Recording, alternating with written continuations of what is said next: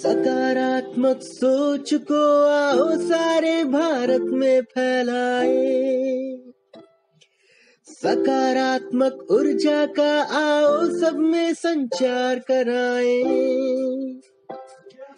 ऐसा ना हो कि हम अपनी जिम्मेदारी भूल न जाएं। क्यों इंतजार करें हम किसी का, आओ एक मशाल जलाए।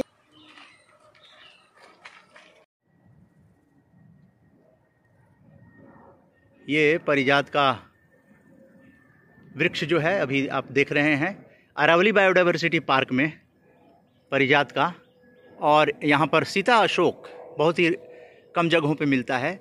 सीता अशोक का ये पेड़ है और यहाँ पर सिंदूरी वृक्ष जो है, ये पौधे जो हैं सिंदूरी वृक्ष का अरावली बायोडायवर्सिटी पार्क में हैं।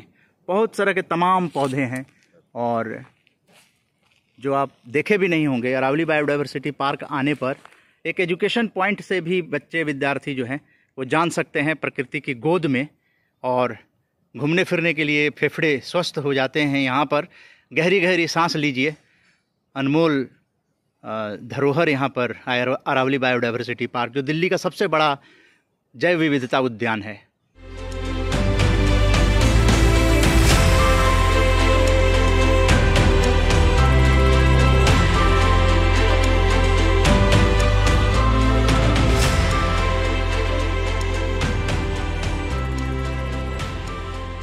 सबसे पहले आप सभी को मेरा नमस्कार।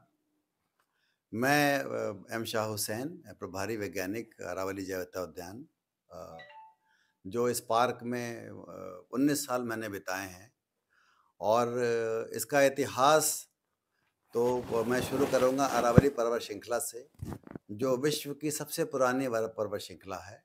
और उसमें जो भारतवर्ष के अंदर ये सबसे पुरानी है। उसमें और जो पर्वत श्रृंखलाएँ हैं, तो हिमालय है, सतपुड़ा है, या नीलगिरीज है, या विंध्यन है, ये सारे पर्वत श्रृंखलाओं के अलावा, लेकिन ये जो पर्वत श्रृंखला है ये बड़े ही सबसे पुराने पर्वत श्रृंखला है। और इसका महत्व बहुत ज़्यादा है। इसका महत्व इतना है कि ये पूरे एक देश को खाना प्रोवाइड करने में हेल्प करती है, क्योंकि जो हमारा डेजर्ट है उसको रोकती है।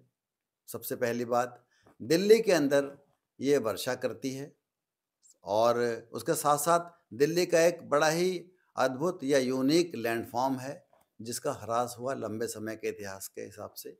और इसमें इसकी माइनिंग करी गई।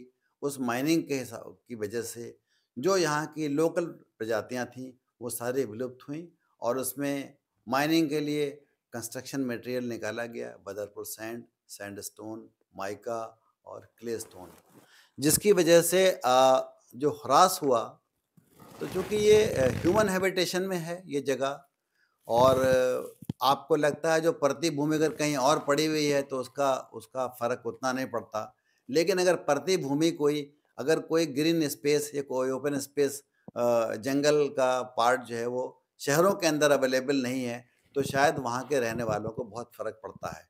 तो ये इसके अंदर कुछ कंस्ट्रक्शन या कंक्रीट जंगल बनने का प्रस्ताव था, लेकिन उसके बाद दिल्ली विकास प्राधिकरण ने एक निर्णय लिया कि हम इसको एक ग्रीन स्पेस में कन्वर्ट करेंगे। और उस ग्रीन स्पेस में कन्वर्ट करने के लिए उसने दिल्ली विश्वविद्यालय का सहारा लिया, और ये एक परियोजना बनी कि अगर हम इसको ग्रीन स्पेस कन्वर्ट करेंगे या तब्दील करेंगे, बनाएंगे, तो हम यहाँ की मूल प्रजातियों को ही लेकर के आएँ। क्योंकि मूल प्रजातियों के आने से आपका जो एक वानस्पतिक समाज है, अगर वो वहाँ आ जाता है और वो मूल प्रजातियाँ वहाँ आ जाती हैं, तो साथ में जो आपका जंतु समाज है या जो एनिमल कह लीजिए कम्युनिटीज़ हैं, तो ये दोनों मिला कर के जो जंगल के संरचना करते हैं, वो जो है वो आप बनाते हो। तो इस 19 सालों में हमने उन जंगलों को वापस लेकर के आए हैं जो यहाँ कभी था। कुछ प्रजातियाँ मैं गिनाना चाहूँगा पेड़ों की जो यहाँ कभी थी, जैसे पलाश और कुल्लू और सलाई, या एनोजिसस जिसे हम कहते हैं धौ, या और प्रजातियाँ। तो ये सारी प्रजातियाँ वनस्पति की जो उनका समाज है, उस समाज में हम उसको लेकर के वापस आए, और उसकी वजह से हाँ, सैकड़ों पक्षी, सैकड़ों तितलियाँ और हज़ारों जो छोटे कीट-पतंगे हैं वो वापस आए, जो एक फूड चेन की संरचना करते हैं, तो ये फ़ॉर्म हुआ। उसके साथ-साथ जो दिल्ली का पॉल्यूशन है, वो यहाँ पर एक एक तरह से बायोमास के फ़ॉर्म में ट्रैप हुआ या संरक्षित हुआ और उसके साथ-साथ यहाँ पर जो बारिश का पानी था, जो लाखों गैलन पानी जो काफ़ी सरफेस रन ऑफ के फॉर्म में निकल जाया करता था, वो यहीं आके रुक रहा है। तो पानी की एक संरक्षण भी यहाँ पर हुआ और उसके साथ जो बच्चों को जो नेचर एजुकेशन है, जो आस-पास के लोगों को जो पर्यावरण की शिक्षा है, वो यहाँ पर प्रदान करना शुरू करी गई। तो मेरा मानना ये है कि ये जो इसका इतिहास था अरावली का, जो कभी यहाँ अरावली पर्वत श्रृंखला के वानस्पतिक समाज या प्राणी समाज या जीव-जंतु समाज यहाँ हुआ करता था, वो माइनिंग एरिया में हम वापस लेकर के आए और उसके लिए पूरी टीम ने एक अथक प्रयास किया है। डीडीए ने एक प्रयास किया है, दिल्ली विश्वविद्यालय ने अपना एक प्रयास दिया है पूरा लेकर के और उसके साथ हम वैज्ञानिक गणों ने मिलकर अपनी सोच और समझ से इस चीज़ को हम वापस लेकर के आए हैं, जिससे कि आज कहिए कि जो यहाँ की जैव विविधता जो कभी 40 पक्षी थे, 215 पक्षी हो चुके हैं। जो कभी 40 तितलियाँ थीं, वो आज 115 तितलियाँ की प्रजातियाँ हो चुकी हैं और बहुत सारे और जो आपकी स्तनधारी मैमल जिसे हम कहते हैं वो थे, जैसे जैकॉल है या नीलगाय है या सिवेट है, इनको इनको एक जगह मिली और उन जगहों से वो उनका प्रजनन शुरू हुआ, वो बढ़ा हुआ और उन्होंने उसका इस जगह को प्रबंधन करने में हमारी सहायता भी करी। तो अगर आप देखें कि जंगल के अंदर शायद ना आप पानी देते हैं, ना आप खाद देते हैं, तो जो ये प्रक्रिया प्रबंधन की है जंगल की, वो एक तरह से सस्टेनेबल या नेचुरल या प्राकृतिक हो जाती है। तो आज के दिन में जो पूरे विश्व में जो हम प्राकृतिक आधारित समाधान की बात कर रहे हैं या नेचर बेस्ड सॉल्यूशन की बात कर रहे हैं कि कैसे हम प्रकृति को एनबीएस के थ्रू जाएँ या नेचर बेस्ड सॉल्यूशन के थ्रू जाएँ, इसकी शुरुआत हमने शायद आज से 20 साल पहले कर दी थी, जो आज विश्व कर रहा है। तो ये उसका अरावली जैव विविधता उद्यान एक जीता जागता उदाहरण है और उसमें सबके रोल हैं। अगर आप ग्रीन स्पेस की या हरे जगह की बात करते हैं, तो हरी जगह में सिर्फ ये नहीं है कि आपके पेड़ हों और उसमें कैनोपी हो, उसके साथ-साथ उसके सारी जो एक समाज है, उस समाज की संरचना हुई। तो अरावली जैव विविधता उद्यान का ये प्रयास रहा कि हर समाज को वो लेकर के यहाँ पर आया और वो समाज की स्थापना यहाँ पर करी और जो एक दिल्ली का एक 200-400 बरस का इतिहास था, एक जंगल समाज का, वो यहाँ पर आज आया है और आज जो कभी ये जगह एक बड़ी अजीब-सी थी, गलत जगहों पर थी, गलत मैं ये नहीं कहूँगा, अलग-अलग तरीके के तत्व लोग यहाँ पर आया करते थे और एक असामाजिक क्रियाकलाप यहाँ पे हुआ करता था, वो आज एक गुलशन या ये एक बागीचा बन चुका है और एक अच्छे वो प्रवृत्ति के लोग यहाँ पर आना शुरू हुए, उनकी चीज़ें वो घूम रहे हैं और साफ हवा ले रहे हैं, साफ साँस ले रहे हैं और अपने एक जीवन को अच्छा व्यतीत कर रहे हैं और एक इसकी संरचना जो हुई है उसकी वाहवाही कर रहे हैं। वो जो समाज जो यहाँ पर आया है निकल कर के, जो एक मिसिंग समाज था, जो एक वांछित समाज था, वो यहाँ पर स्थापित हो पाया। पहले तो मेरा सबको नमस्कार। मैं Balvinder Kaur, nature education officer, Aravalli biodiversity park. मैंने 2005 में यहाँ पे जॉइन किया था और तब से लेके आज तक मैं बच्चों को एजुकेट करती हूँ रिगार्डिंग एनवायरनमेंट, रिगार्डिंग नेचर। मेरा जो एक्सपीरियंस रहा है कि bookish knowledge always bookish knowledge ही रहती है, बट जब हम उस चीज़ को प्रैक्टिकली देखते हैं तो वो चीज़ एक हमारे मन में अच्छी सी छाप छोड़ देती है। ये बात मैं नहीं कह रही हूँ, आज से 18 साल के एक्सपीरियंस में मैंने जितने भी बच्चे यहाँ पे देखे हैं, जितने भी बच्चे आए हैं, सब बच्चों ने ये बोला है कि मैम बुक्स में तो हमने बहुत कुछ पढ़ा था बट वो समझ नहीं आता था, बट जब लाइफ में वो चीज़ें देखी तो एक अलग से एक्सपीरियंस निकल के आया। जैसे यहाँ पे एक छोटी सी मेडिसिनल कॉन्जर्वेटरी है, तो जब बच्चों को मैं लेके जाती हूँ तो हमेशा एक बात बोली जाती है, सबके घर में प्लांट्स होंगे। सबको पता है कि करी पत्ता का प्लांट है या लेमन का प्लांट है, कुछ एक कॉमन प्लांट्स है जो सबके घर में पाए जाते हैं। बट इसके पीछे की साइंस क्या है, इसके पीछे की मेडिसिनल वैल्यू क्या है, किसी को पता नहीं होता। अ, हम लोग फॉरेस्ट में रहते थे, इंसान हमेशा जंगलों में रहता था, बट बिकॉज़ ऑफ अर्बनाइज़ेशन, मॉडर्नाइज़ेशन हमारा जो टच है फॉरेस्ट के साथ खत्म हो चुका है। और अब हमें पता ही नहीं है कि कौन से प्लांट की मेडिसिनल वैल्यू क्या है। हमें नहीं तो बच्चों को कैसे ये चीज़ें पता होंगी? तो फार्मास्यूटिकल कंपनीज़ तक इवन कन्फ्यूज़ हैं। उनको ये पता करने के लिए उनको भी रिसर्च करनी पड़ती है कि कौन-सा प्लांट जो है उस पे कौन-सा बर्ड फीड कर रहा है या कौन-सा एनिमल किसके लीव्स खा रहा है या बाग के ऊपर फीड कर रहा है। उसके बाद ही चेक करते हैं कि उसमें कौन से एल्केलॉइड्स हैं। देन आफ्टर रिसर्च मेडिसिनल जो जितनी भी आयुर्वेदिक मेडिसिन्स हैं वो प्रोड्यूस की जाती हैं।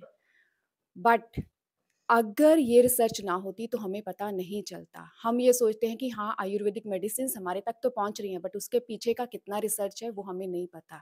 जो एक टच हमारा ख़त्म हो गया था वो कहीं न कहीं जब डीप रिसर्च हुई तभी वो हमारे सामने निकल के आई।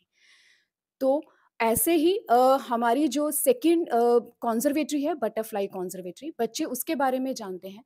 बटरफ्लाइज़ का मेजर रोल है कि 85 से 87% जो भी हम फूड खाते हैं, उसकी पॉलिनेशन इंसेक्ट्स के थ्रू होती है। अगर इंसेक्ट्स की डाइवर्सिटी खत्म हो जाएगी, तो 13 से 15% फूड पूरे वर्ल्ड को शेयर करना पड़ेगा, जो पॉसिबल नहीं है। तो लाइफ हमारी एकदम से खत्म हो जाएगी। जब बच्चे डीप में ये जाते हैं, डीप में ये चीज़ें सीखते हैं, तब उनको पता चलता है कि एक्चुअल में हमारे पास क्या है, क्या था और हमने क्या खोया, तो हम उसको रिवाइव कैसे करेंगे। बटरफ्लाइज़ हमारे घर के जितने प्लांट्स हैं, जो हमने लोकल प्लांट्स लगाए थे, चाहे करी पत्ता हो, चाहे लेमन का प्लांट हो या लोकल और भी प्लांट्स हो, कभी आपने देखा होगा उसके ऊपर छोटे से कीड़े होते हैं। कीड़ों के ऊपर हम नॉर्मली क्या करते हैं, स्प्रे करते हैं। फार्मर्स क्या करते हैं, स्प्रे करते हैं, जो खत्म हो जाते हैं। जिस वजह से लाइफ जो है वो उनकी खत्म हो जाती है और पॉलिनेशन नहीं हो पाती। ये सब चीज़ें हम बच्चों को यहाँ पे बताते हैं कि किसकी क्या वैल्यू है, किसकी क्या इम्पोर्टेंस है। अनटिल एंड अनलेस वो इकोलॉजी के बारे में नहीं समझ पाएँगे, फूड चेन, फूड वेब के बारे में नहीं समझ पाएँगे, तो उनको नहीं पता चलेगा कि हम क्या डाइवर्सिटी को कैसे लूज़ कर रहे हैं। तो ये सब चीज़ें बच्चों को लाइव हम दिखाते हैं। हम बात करते हैं कि ट्रीज़ के बारे में हमने बच्चों को बता दिया या small trees, large trees, herb, shrubs, climbers, creepers, but again एक बहुत अच्छा कंपोनेंट है जिसको हम बोलते हैं ग्रास। ग्रास में भी ऐसी स्पीशीज़ हैं जिसके बारे में बच्चों को पता ही नहीं होता कि ग्रास में जो स्पीशीज़ हैं वो भी पॉलिनेशन में हेल्प करती हैं। बहुत सारे बर्ड्स हैं जो ग्रास के ऊपर फीड करते हैं। तो टॉप टू बॉटम जब तक स्पीशीज़ हम रिवाइव नहीं करेंगे, तब तक इकोलॉजी हमारी बैलेंस नहीं होगी, फूड चेन बैलेंस नहीं होगा, फूड वेब बैलेंस नहीं होगा। और अगर ये बैलेंस नहीं होगा तो डेफ़िनेटली बायोडाइवर्सिटी हम लूज़ कर देंगे। तो हमारा मेन मोटो जो अरावली पार्क का है, पास्ट ग्लोरी को रिवाइव करना, रिट्रीव करना। तो मेरा यही वर्क है कि मैं बच्चों को एजुकेट करती हूँ। हर दिन यहाँ पे ग्रुप्स आते हैं। अरावली पार्क एक ओनली द अरावली पार्क ही एक इकलौता पार्क है पूरे दिल्ली में जहाँ पे डे विजिट्स के अलावा नाइट कैंपिंग होती है स्कूल स्टूडेंट्स की up to class 9th only, जहाँ पे बच्चे एक्सपीरियंस करते हैं नेचर ट्रेल्स, चाहे अर्ली इन द मॉर्निंग हो या लेट इन द इवनिंग हो, जिसमें उनको बर्ड्स के बारे में, मैमल्स के बारे में सब चीज़ें बताई जाती हैं, लाइव उसको वॉच करते हैं और नेचर की और क्लोज आते हैं। मोस्टली लोग इन सब चीज़ों को मिस करते हैं क्योंकि bookish knowledge always bookish knowledge है। तो आई रिक्वेस्ट यू ऑल कि जितने भी स्कूल्स हैं, कॉलेजेस हैं या यूनिवर्सिटीज़ हैं, प्लीज़ आप अपने स्टूडेंट्स को अरावली बायोडाइवर्सिटी पार्क लेके आइए ताकि नेचर के बारे में और ज़्यादा से ज़्यादा वो लिंकअप हो सकें और ज़्यादा से ज़्यादा क्लोज हो सकें और ज़्यादा से ज़्यादा इसके बारे में लर्न कर सकें। Thank you. नमस्कार, मैं डॉक्टर आयशा हूँ। मैं यहाँ पर एक सीनियर साइंटिस्ट पक्षी वैज्ञानिक के हिसाब से काम कर रही हूँ और मुझे भी यहाँ पे काम करते हुए 18 से 19 साल हो चुका है। पक्षी वैज्ञानिक मतलब पक्षी के बारे में अगर हम कहें तो चिड़िया और ये सब सबको अच्छी लगती हैं, लेकिन कितनी चिड़िए जो है हम लोग आमतौर पे पहचान पाते हैं अपने आसपास में, और कितनी चिड़ियों का कितना क्या योगदान है हमारे इसमें। अगर हम बात कर रहे हैं बायोडायवर्सिटी पार्क की, तो जब हम यहाँ पर आए थे 2005 में, तब यहाँ पर जब सर्वे हुआ था पूरा, तो मुश्किल से यहाँ पे 10 प्रजाति थी चिड़ियों की, और जिनको कि हम बोलते हैं कि वो अर्बन एक सिटी में जो होते हैं, जैसे कि मैना हो गया, कौवा है या एक फाख्ता है, इन सब की। लेकिन हम मिस कर रहे थे कि जो बर्ड स्पीशीज़ होती हैं वो यहाँ से सारी मिस हो रही थी पूरे इसमें। जब धीरे-धीरे करके ये अरावली बायोडायवर्सिटी पार्क डेवलप होना शुरू हुआ, उसके बाद में हमने सबसे पहले ये देखा कि यहाँ पे हम कौन-कौन सी चिड़ियों को हम यहाँ पे आमंत्रित कर सकते हैं। तो हम यहाँ पे कोई भी सबसे पहले जो हमने बताया कि यहाँ पे अरावली बायोडायवर्सिटी पार्क में या किसी भी बायोडायवर्सिटी पार्क में कोई भी एनिमल प्रजाति जो है वो यहाँ पे इंट्रोड्यूस नहीं की गई है। सिर्फ हमने उन लोगों के हैबिटाट क्रिएट किए गए हैं, उनके लिए हमने रहने की जगह बनाई है और वो अपने आप ही आ गए हैं जानवर। उनके नंबर बढ़े हैं और उनको रहने की जगह मिली, उनको नेस्टिंग का हुआ, उनको खाने के लिए अपनी जगह मिली, तो वो धीरे-धीरे करके प्रजाति बढ़ती चली गई, उनके नंबर भी बढ़ते चले गए। आज की तारीख में यहाँ पर 250 से ज़्यादा प्रजाति हैं, जो कि माइग्रेटरी भी हैं, रेज़िडेंट बर्ड स्पीशीज़ भी हैं और कुछ को हम बोलते हैं कि जो पैसेज माइग्रेटरी भी हैं। पैसेज माइग्रेटरी मतलब जो आती हैं पहाड़ों से या दूसरी कंट्रीज़ से आती हैं, फिर वो यहाँ थोड़ा-सा टाइम अपना व्यतीत करती हैं और उसके बाद में फिर आगे निकल जाती हैं। फिर वापस लौटती हैं, फिर यहाँ पे अपना टाइम थोड़ा-सा स्पेंड करती हैं और फिर निकल जाती हैं। तो इसके अंदर यहाँ पर जो प्रजातियाँ आई हैं यहाँ पर इस तरीके से पक्षियों की, उनके लिए जो हमने डिफरेंट तरीके के यहाँ पे इकोसिस्टम कहते हैं या उनके लिए घर बनाए हैं, हैबिटाट जिनको बोलते हैं। जिनको या तो आप जंगल में कह लीजिए, उनके लिए हमने वेटलैंड भी बनाया है जो कि पानी के तालाबों की तरीके से है, उनको बनाया है। जिसमें कि पानी के तालाब वाली जो है वो चिड़िया आती हैं, जंगल की चिड़िया आती हैं और फिर एक बोलते हैं श्रब लैंड, उस वहाँ पे अलग चिड़िए होती हैं। एक होता है ग्रास लैंड जिसको कि घास के मैदान बोला जाता है, वहाँ की अलग चिड़िए होती हैं। हर तरीके की प्रजाति अलग-अलग है इसमें और उनके हर प्रजाति के लिए यहाँ पे उनके खाना और उनके नेस्टिंग के लिए पूरा का पूरा हैबिटाट तैयार हुआ है। और अब वो ये चिड़िए जो हैं वो यहाँ से निकल कर के कहीं और बाहर नहीं जाती हैं। वैसे तो ये ओपन है, कहीं पे भी ओपन बायोडायवर्सिटी पार्क है, तो आस-पास के इलाकों में भी थोड़ी-सी और नंबर बढ़े हैं, जो ग्रीन एरिया है, वहाँ पे भी अलग-अलग तरीके की प्रजातियाँ दिखी हैं। कुछ ऐसी प्रजाति हैं यहाँ पे जो सिर्फ़ और सिर्फ़ पूरे दिल्ली में यहीं पर पाई गई हैं। जैसे कि हम बात करें ग्रेट इंडियन हॉर्नबिल की, पाइड हॉर्नबिल की या इंडियन पिट्टा की और ब्लैक ईगल की, जो सिर्फ़ और सिर्फ़ पूरी दिल्ली में यही अरावली बायोडायवर्सिटी पार्क में ही डेवलप होने के बाद में साइटिंग हुई है उनकी। तो इस तरह की जो डिफरेंट दुर्लभ आप ये समझ लीजिए कि जो कभी पहले 100 साल पहले या 80 साल पहले चिड़िया दिखाई देती थी, अब वो यहाँ पे हैबिटाट डेवलप होने के बाद में वो यहाँ पर आई हैं और अपना जीवन व्यतीत कर रही हैं यहाँ पर। तो इस वजह से और ये अर्बन सिटी में एक तरीके से अरावली बायोडायवर्सिटी पार्क जो है एक उनके लिए एक हेवन है, जिसे कहते हैं।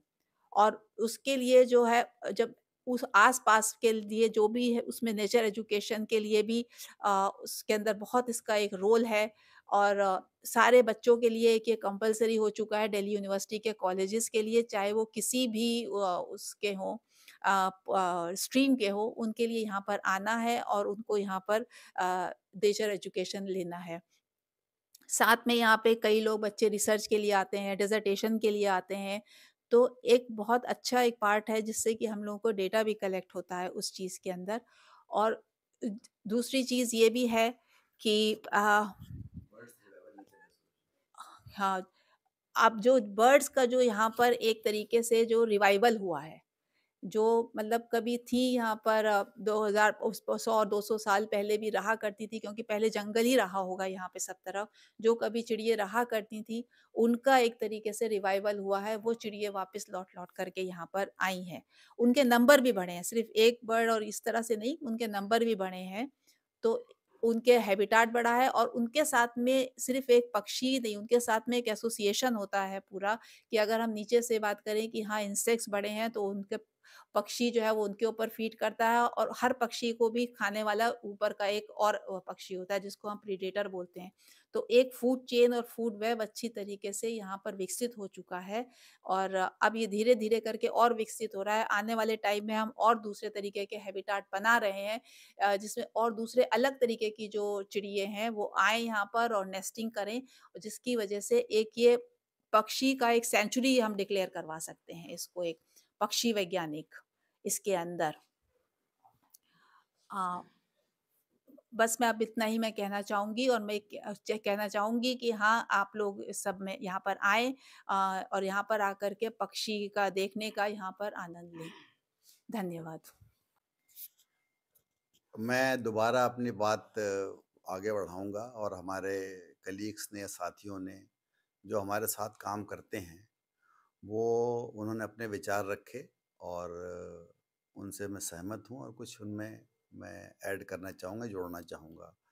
तो संरक्षण जो है उसके कई स्तंभ हैं, पिलर्स हैं, और उनमें एक स्तंभ ये है कि आप संरक्षण डायरेक्ट करें, जो हमने प्लांटेशंस किया या वानस्पतिक समाज को हमने स्थापित किया यहाँ पे। सबसे पहला पिलर तो ये हो गया कि आप कहीं गए, आपने किसी क्षेत्र को देखा और उसकी स्थिति को नापा और आंका आपने, और उसके आंकने के बाद आपने कहा कि भाई ये हमें करना चाहिए। उसके बाद कुछ डायरेक्शन आपको दी गई है कि उस डायरेक्शन में आपको करना है। उस डायरेक्शन में ये हमें डायरेक्शन थी हमारे कि भाई हम अपने पुराने समाज को, मैं हमेशा पुराना समाज मतलब जो हमारे आदिवासी भाई समाज की बात नहीं करूँगा या ह्यूमन समाज की बात नहीं करूँगा इंसानों की, मैं हमेशा जीव जंतु समाज की बात करूँगा इस जगह पे, कि हम अपने पुराने समाज को स्थापित करें। तो ये एक पूरा का पूरा एक जब हम यहाँ पर आए तो एक अरावली को हमने एक मॉडल के रूप में एस्टेब्लिश करना चाहा कि भाई पूरी अरावलीज जो है वो दिल्ली से ले गुजरात तक क्या है आखिर।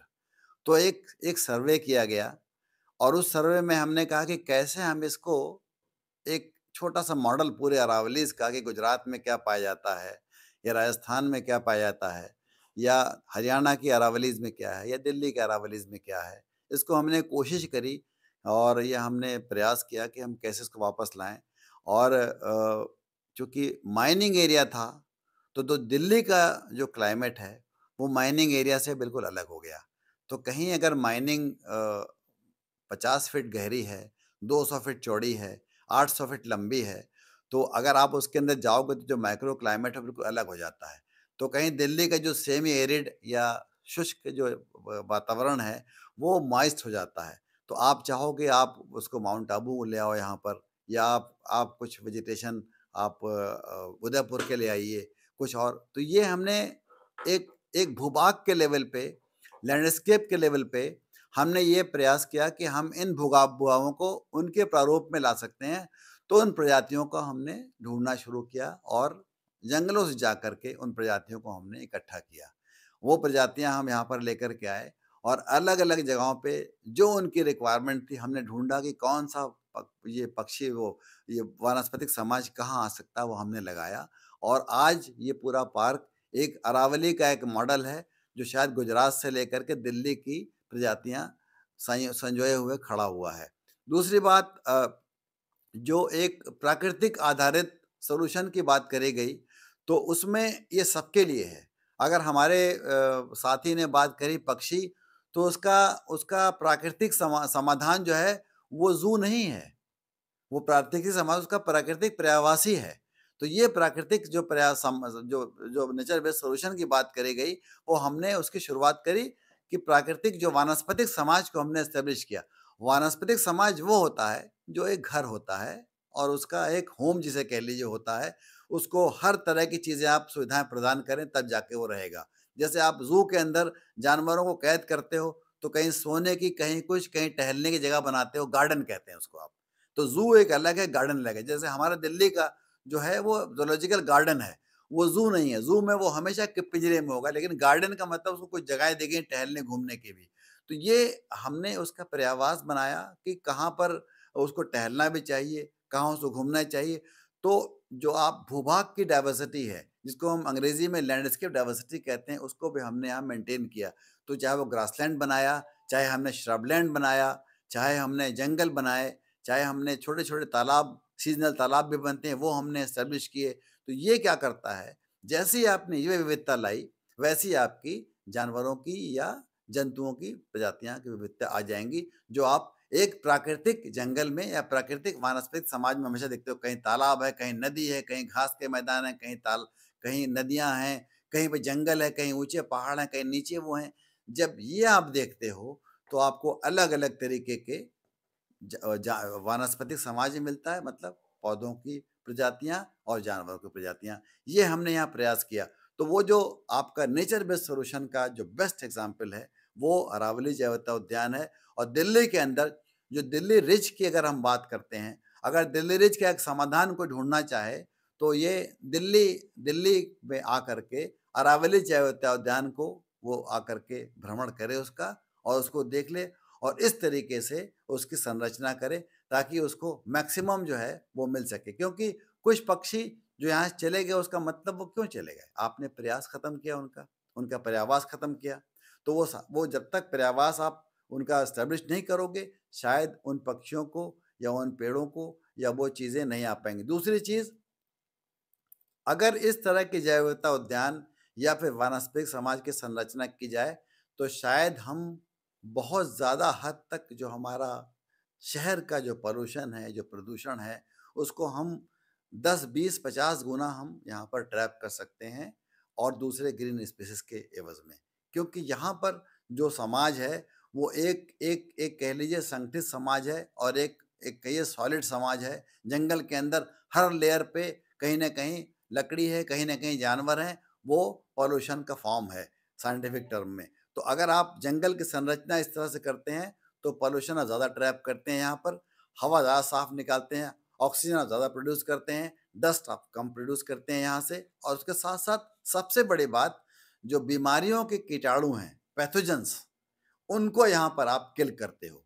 तो यहाँ की हवा जो आती है, वो पैथोजन फ्री भी होती है और यहाँ की हवा शायद आपकी इम्यूनिटी बूस्टर एनर्जी भी एयर भी कही जाती है।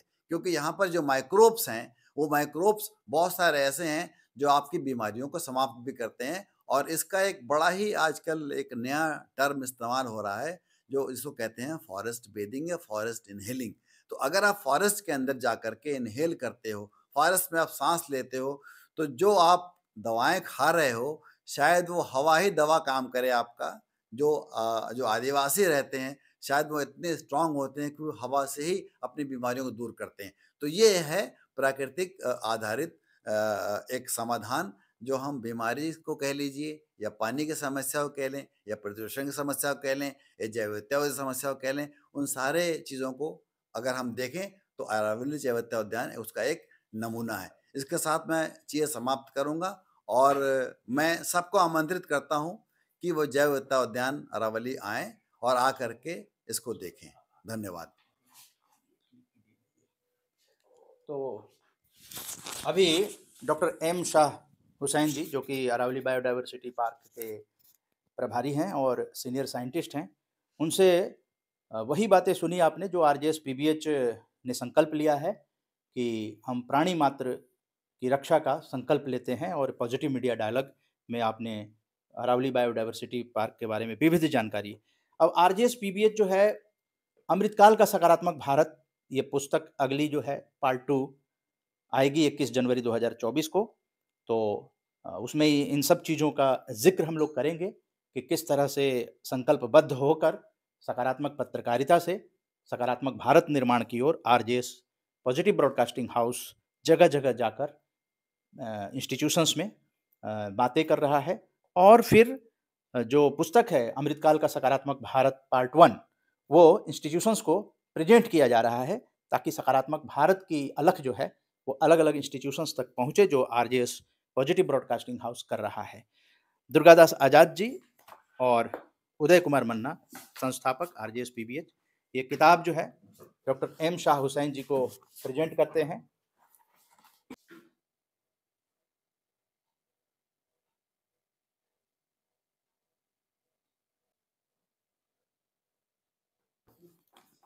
अब हम लोग बाहर चलते हैं और यहाँ दिखाते हैं अरावली बायोडाइवर्सिटी पार्क का जो ऑफिस है, उसके बाहर का ये नज़ारा आप देखिए, कितनी ग्रीनरी है और कितना इसको नेचुरल वे में मेडिसिनल प्लांट्स कंजर्वेटरी भी यहाँ पर है। आप देख सकते हैं कि बिल्कुल अपने ओरिजिनल फॉर्म में, यानी प्रकृति की गोद में जो हम लोग कहते हैं। तो इस वक्त आरजेएस पीबीएच परिवार जो है प्रकृति की गोद में, और यहाँ पर देखिए मोर के भी दर्शन कराते हैं आपको। आप दूर देखेंगे एक मोर विचरण कर रहा है, राष्ट्रीय पक्षी मोर।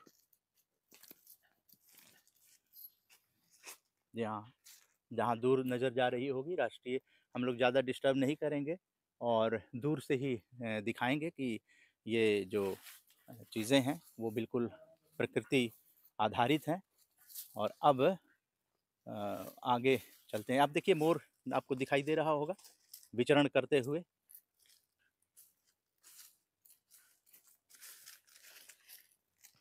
ये अरावली बायोडायवर्सिटी पार्क दिल्ली का सबसे बड़ा पार्क है। दिल्ली में 7 पार्क हैं,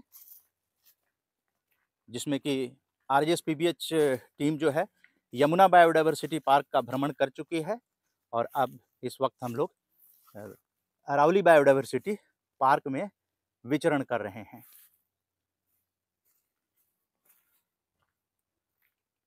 बिल्कुल नेचुरल वातावरण है। जहाँ प्रकृति है वहाँ खुशहाली है। मेडिसिनल प्लांट भी बहुत सारे यहाँ पर लगाए हुए हैं। तो प्रकृति की रक्षा करना हर प्राणी मात्र की जिम्मेदारी है और जीव जंतुओं की रक्षा भी इंसान को करने की सोच, सकारात्मक सोच बनाए रखनी चाहिए। इसे लेकर हम लोग भ्रमण कर रहे हैं। और रीठा इस तरह का पेड़ है, ये रीठा का पेड़ है यहाँ पे। और डॉक्टर एम शाह हुसैन साहब, ये मेडिसिनल प्लांट का ये यहाँ पे है। हमने यहाँ पर जो भी जंगली पौधे जिनके अंदर मेडिसिनल वैल्यू होती है, कोई भी पौधा ऐसा नहीं जिसके अंदर कोई मेडिसिनल या उसकी वैल्यू ना हो, उसकी ना हो। जैसे रीठा हम देख रहे हैं, तो रीठा का बड़ा प्रचार किया जाता है बालों के लिए जो है। रीठा ये उसी का प्लांट है। ये रीठे का प्लांट है जी। इसमें आप कहिए कि नेचुरल शैम्पू भी कहा जाता है।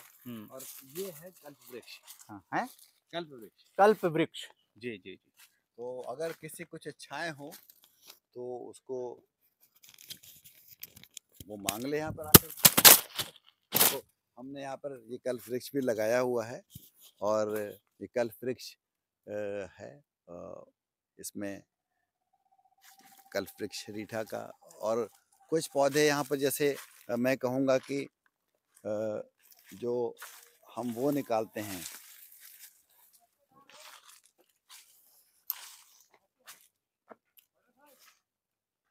कपूर, ये कपूर का पौधा है। अब लोगों को नहीं पता होगा कि कपूर का पौधा है, लोगों को बिल्कुल नहीं पता होगा कि कपूर का पौधा है। कपूर की पत्तियों से, छालों से इसके कपूर निकलता है, जो विक्स बनता है, ये विक्स वेपोरब बनता है। तो ये सिर्फ एक बच्चों को बताने के लिए, जनता को, कि नेचर ने सब कुछ दिया हुआ है, आप उसके चीज़ों को वो करते हो। नेचर सब कुछ बताया हुआ है। और ये कुछ छात्र भी आज कॉलेज के आए हुए हैं, जो बच्चे हैं, जो आप लोग कहाँ से आए हैं? दिल्ली से? ग्रेटर नोएडा से। बताएं क्या कुछ सोच कर आए हैं और क्या देख रहे हैं? बस दिख जाए थोड़े पशु पक्षी, और तो कुछ नहीं सोचते हैं। अच्छा, ठीक। थोड़ी जल्दी में। तो इस तरह से फर्स्ट टाइम आए हैं लोग और इस तरह से एजुकेशन लेट हुए हैं ये लोग। एक्चुअली ये बच्चे लेट हो गए हैं तो अपने ग्रुप को पकड़ने के लिए चले जा रहे हैं। जी, बाकी बच्चे आगे गए हुए हैं। तो ये मेरा कहना है कि ये एक जगह हमने बनाई, इसमें करीब 100-150 पौधे जितने भी मेडिसिनल वैल्यू हैं एक जगह इकट्ठा किया और इसमें बच्चों को बताया जाता है कि वो सारा का सारा जो, अगर कोई समाधान आपके पास है, वो समाधान सब कुछ नेचर या प्रकृति के अंदर है। ये पौधा तलई का है, धूप बत्ती बनती है, दिल्ली से समाप्त हुआ है। जो आप पूजा में धूप बत्ती आप करते हो इस्तेमाल, ये पूजा पत्ती का वो पूजे का वो है, ये धूप बत्ती आप इस्तेमाल करते हैं। तो ये सारी चीज़ें कहीं इंसान के इस्तेमाल की है, नेचर में तो उसका इस्तेमाल होता ही होता है। नेचर करता है, पक्षी खाना उसको खाते हैं, कहीं कोई नेस्टिंग करता है, कहीं कोई कुछ करता है, लेकिन उसके साथ साथ नेचर के अंदर अगर इस्तेमाल आपका क्या है, वो आपकी बीमारियों का, इसकी पत्तियों को, उनकी पत्तियों को जानवर खाता है, ऑटोमेटिकली जो उसके ट्रेसेस हैं उसकी बीमारी को ठीक करते हैं। जो आप आयुर्वेद में या यूनानी में जो इस्तेमाल करते हो, वो नेचर के अंदर सारे जानवर खुद भी इस्तेमाल करते हैं, तो ठीक रहते हैं। और हम और आप जो है वो शायद दवा खाते हैं। तो जो फार्मूला ये है, जो फाइटोकेमिस्ट्री इसकी है, वही आपकी एलोपैथ में इस्तेमाल होती है। तो नेचर के अंदर ही सब चीज़ें, जैसे आप ये देखें, ये टर्माइट के माउंड है, ये टर्माइट माउंड है और इसमें बहुत कुछ ये टर्माइट जो है दिखाता है कि जंगल आपका कितना अच्छा है। इसके अंदर टर्माइट्स को खाने के लिए, क्योंकि ये सॉइल को ऊपर लेकर के आता है, मिट्टी को उर्वरक बनाता है। ये नीचे की जो उर्वरक वाली मिट्टी नहीं है, ये जो आपके पत्ते हैं, इन पत्तों को ये मिट्टी बना करके ऊपर लेकर के आते हैं और ये मिट्टी ज़मीन में जब मिलती है बरसात में और उसमें, तो ये सारी उर्वरक वाली मिट्टी जंगल की हो जाती है। तो कहीं न कहीं ये खाद का, कहीं इसमें नेवले का नेस्टिंग, कहीं इसमें साँप की नेस्टिंग, कहीं वो, और तो ये सब जगहें भी हैं जो आपको पर्यावास चाहिए, जो नेचर को आप बनाते हो उस तरीके से। तो ये मॉडल पूरा का पूरा हर जगह पे होता है। प्रकृति जी, अपने आप अगर छेड़छाड़ न की जाए तो वो संतुलित कर लेती संतुलित है है, अपने आप को, संतुलित है जीव जंतु भी हैं। और संतुलित है, और यही हमारा नेचर बेस्ड सॉल्यूशन, ये प्राकृतिक आधारित समाधान जो है, जी। उसमें हम करें उसको लेकर तो के, और करना चाहिए। हमारे जो आरजेशियंस भाई बहन हैं, क्या कुछ संदेश देना चाहेंगे प्रकृति आधारित सॉल्यूशन को लेकर? सबसे पहले तो मूल प्रजातियों का इस्तेमाल करें। अगर रोड साइड प्लांटेशन आप नहीं कर रहे हो, अगर कोई स्पेस ऐसा है, अगर उस स्पेस में आप मूल प्रजातियों को लेकर के आएँ, अधिक से अधिक, उसके साथ-साथ कम छेड़छाड़ करें और उसके नियमों को मानें। डिस्टर्बेंस को कम करें आप उसको लेकर के, और उसको आप देखें, आप पढ़ें उसका इतिहास कि भाई कैसे हमारे पूर्वज रहा करते थे, कैसे उनको बीमारी नहीं होती थी। आज हम क्यों चश्मा लग गया हमारे ऊपर 20 सालों में, 25 सालों में, 30 सालों में, वो क्या खाया करते थे। तो वो समाधान कहीं न कहीं नेचर में ही है। और जब तक आप, अच्छा, प्रकृति के आप करीब जाएँ, आप प्रकृति क मैं ये नहीं कहता कि आप मॉल्स के अंदर ना जाएँ, प्रकृति के करीब आप जाएँ। और प्रकृति के करीब तब आप जाएँगे आपके जब आपके पास प्रकृति होगी, तो उसको आप क्रिएट करने की कोशिश भी करें। कोई भी बच्चा, कोई भी स्टूडेंट, कोई भी धंधा, कोई प्रोफ़ेशन अपनाने जा रहा है, वो प्रकृति का आदर करे। उसके लिए स्पेस क्रिएट करे, उसका अपोज़ ना करे। अगर कोई कोई भी चीज़ टाउनशिप बन रही है, उसका घर बन रहा है, मोहल्ले बन रहे हैं, कॉलोनी बन रही है, तो उसके आस-पास इस तरह के कोने ज़रूर छोटे-मोटे होने चाहिए, ताकि जाकर के लोग उसको समझ सकें उसके करीब। क्योंकि सदियों से हम और आप प्रकृति का एक हिस्सा रहे हैं, अंग रहे हैं। आज हमने अपने आप को प्रकृति अलग कर लिया है, और हम आज ऐसी जगह पर आ गए हैं कि बिल्कुल एक कन्फाइंड एरिया में इतने कंसंट्रेटेड में रह चुके हैं कि शायद इतना स्ट्रेस बढ़ गया है कि बीमारी ना होती हुई भी बहुत सारी बीमारियों के शिकार हम हो रहे हैं। तो शायद स्ट्रेस को कम करने के लिए भी, अगर आपको दवा ना खानी हो, एक्स्ट्रा एक्सपेंडिचर ना करना हो, हेल्थ केयर को आपको कंट्रोल करना हो, तो ये समाधान बहुत ज़रूरी है कि आप इस तरह के पॉकेट्स को, इस तरह की जगहों को विकसित करें। ये मेरा संदेश है आम जनता के जी लिए। हाँ। जी। तो प्रकृति की गोद में रहेंगे तो निश्चित रूप से मुस्कुराते रहेंगे, और मुस्कुराना जो है वो एक जीवन है। और अगर इस तरह के जो वातावरण है वो अपने आप में एक सुकून देते हैं। इस देखते रहने पर आज वाल्मीकि जयंती भी है, तो उनको भी नमन करते हैं, शरद पूर्णिमा है। तो श्रद्धांजलि। डॉक्टर एम शाह हुसैन जी, अरावली बायोडायवर्सिटी पार्क के इंचार्ज और सीनियर साइंटिस्ट, आपका बहुत बहुत धन्यवाद आरजेएस पॉजिटिव मीडिया से बातचीत करने के लिए, आरजेएस पीबीएस से बातचीत करने के लिए। अगर ये मेरा संदेश अगर कुछ लेकर के आ पाता है, क्योंकि मैं किसी बात को जो कर रहा हूँ यहाँ पर खड़े होकर के, मैंने अपने यहाँ पे 20 साल दिए हैं, और मैं जो आज बात कर पा रहा हूँ, मैंने इन इन इन सारे पेड़ों को अपने बच्चे की तरह पाला है। आज मेरा बच्चा भी 20 साल का है, और ये पेड़ भी 20 साल के हैं।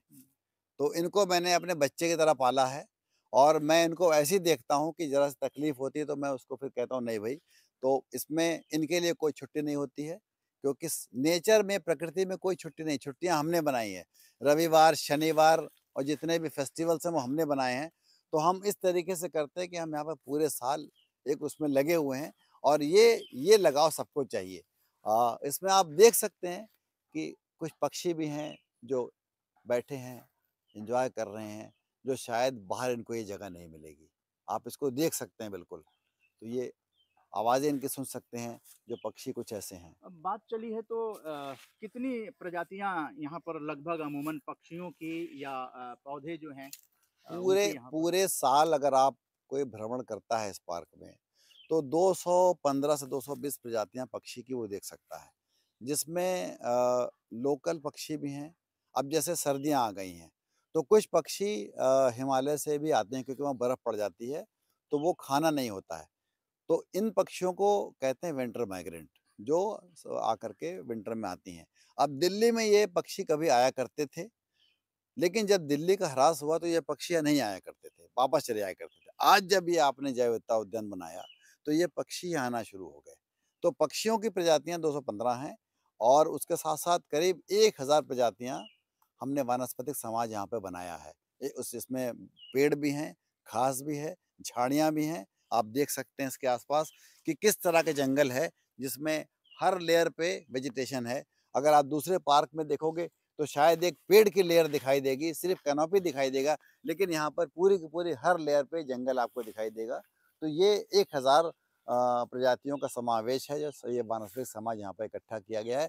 और उस समाज में करीब-करीब हज़ारों जंतु जो है वो पर्यावास करते हैं और वो खाना खाते हैं और फूड चेन मेंटेन करते हैं। बहुत बहुत धन्यवाद डॉक्टर एम शाह हुसैन साहब। सकारात्मक सोच को आओ सारे भारत में फैलाए, सकारात्मक ऊर्जा का आओ सब में संचार कराए।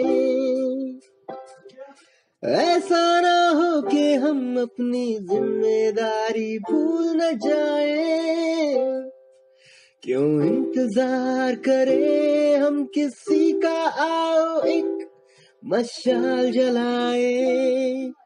सकारात्मकता के उदय का चलिए हम उद्घोष कराए।